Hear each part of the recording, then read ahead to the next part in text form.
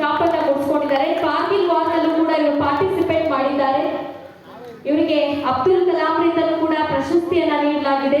ಇವತ್ತಿನ ವಿಶೇಷವಾದ ಕಾರ್ಯಕ್ರಮದಲ್ಲಿ ಅವರಿಗೆ ಅವರ ಸೇವೆಯನ್ನ ಗುರುತಿಸಿ ಕರುನಾಡ ಕಣ್ಮಣಿಯನ್ನ ಪ್ರಶಸ್ತಿಯನ್ನ ನೀಡಿ ಗೌರವಿಸಲಾಗ್ತಾ ಇದೆ.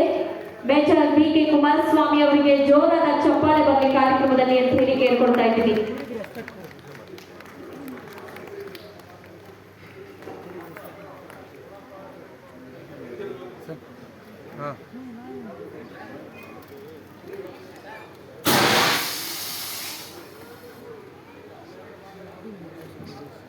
Major BK. ಕುಮಾರಸ್ವಾಮಿಗೆ ಅಭಿನಂದನೆಗಳು. ಕಾರ್ಯಕ್ರಮವನ್ನು ಉದ್ದೇಶಿಸಿ ಒಂದೆರಡು ಮಾತಾಡಬೇಕು ಅಂತ ಹೇಳಿ ಕೇಳ್ಕೊಳ್ತಾ ಇದ್ದೀನಿ.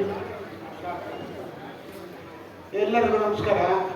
ನಾನೊಬ್ಬ ಸೈನಿಕರಲ್ಲಿ ನಾವು ಯಾವಾಗಲೂ ಯೋಚನೆ ಮಾಡೋದಂದರೆ ದೇಶ ನಮಗೆ ಏನು ಕೊಡುತ್ತೆ ಅನ್ನೋ ಬಂದು ನಾವು ದೇಶಕ್ಕೆ ಏನು ಕೊಡ್ತೀವಿ ಅಂತ ಯೋಚನೆ ಮಾಡೋರು ಸೈನಿಕರು. ಅದೇ ರೀತಿಯಲ್ಲಿ ನಾನು ಅಷ್ಟೇ ಈ ಕಲಾವಿದರನ್ನು ನೋಡೇ ನಾನು ಅಂದ್ಬಿಟ್ಟು ಆರ್ಮಿಗೆ ಹೋಗಿದ್ದು. ಕಲಾವಿದರು ಯಾರು ಅಂದರೆ ನಟ ಸಾರ್ವಭೌಮ ಡಾಕ್ಟರ್ ರಾಜ್ಕುಮಾರ್ ಅವರು ಸಿಪಾಯಿರಾಮ್ ಪಿಕ್ಚರ್ನ ನಾನು ನೋಡಿದ್ರೆ ಚಿಕ್ಕ ವಯಸ್ಸು. ಒಂದಲ್ಲ ಒಂದು ದಿವಸ ಈ ಡ್ರೆಸ್ ಹಾಕಬೇಕು, ಅವ್ರು ನಮ್ಮ ಮೆರವಣಿಗೆ ಮಾಡಿ ಕರ್ಕೊಂಬರ್ತಾರೆ. ಯಾವಾಗ ಊರಿನೊಳಗೆ ಬಂದಾಗ ಅವ್ರು ಮೆರವಣಿಗೆ ಕರ್ಕೊಂಬರ್ತಾರೆ.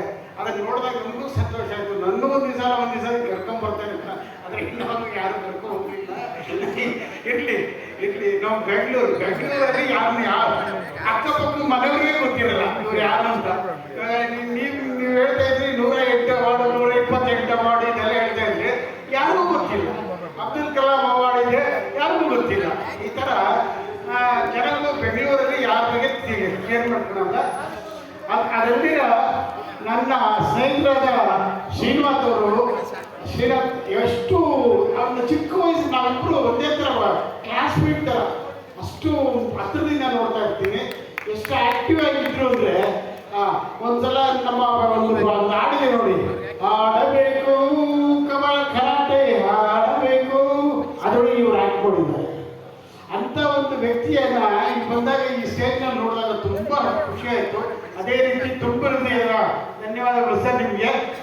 ಅದೇ ರೀತಿ ನಿಮಗೆ ಶುಭಾಶಯಗಳು. ಧನ್ಯವಾದಗಳು ಸರ್ ನಿಮಗೂ ಕೂಡ. Thank you so much. Next ಬರಬೇಕಾಗಿರೋದು ನಮ್ಮ ಚಿಕ್ಕಣ್ಣನವರು. ದಯವಿಟ್ಟು ಅವರು